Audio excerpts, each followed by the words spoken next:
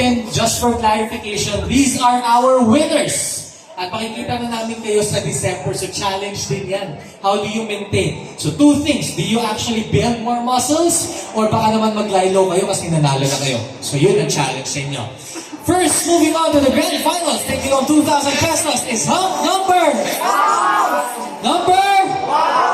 7, Wally Lee.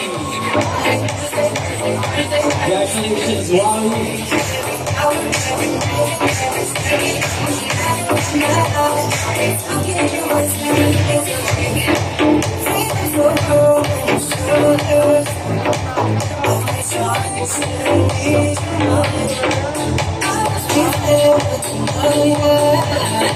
Thank you so much, Michelle. Next up is number 1, JC Estrella.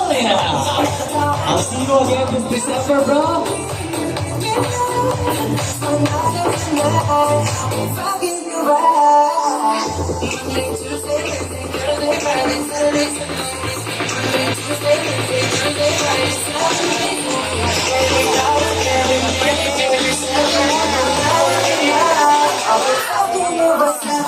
At ang huling mag-move on sa grand finals ay si Hunks number 8, Kevin Reyes.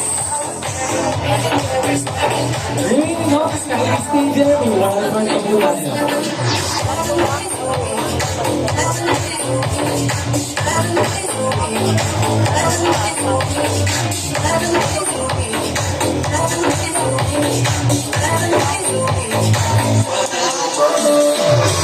Okay. So may tatlo tayong grand finalists, may tatlo rin tayong wildcard. Ang unang wildcard natin ay si Hunks number 5, Raymond Amohin. Ano pa sa kanya yun? Alright, brother, we'll see you again in the wildcard round.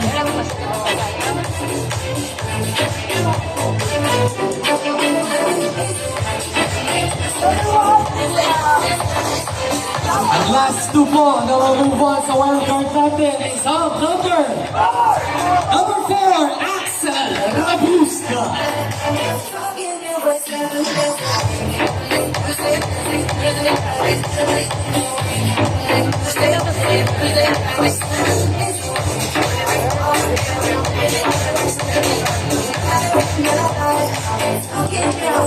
Alright, before I call in our last wild card, maraming salamat ulit Sir Jonathan, Miss L, sa lahat ng nanonood ng Manila's Finest. We'll see you again next week, ladies and gentlemen.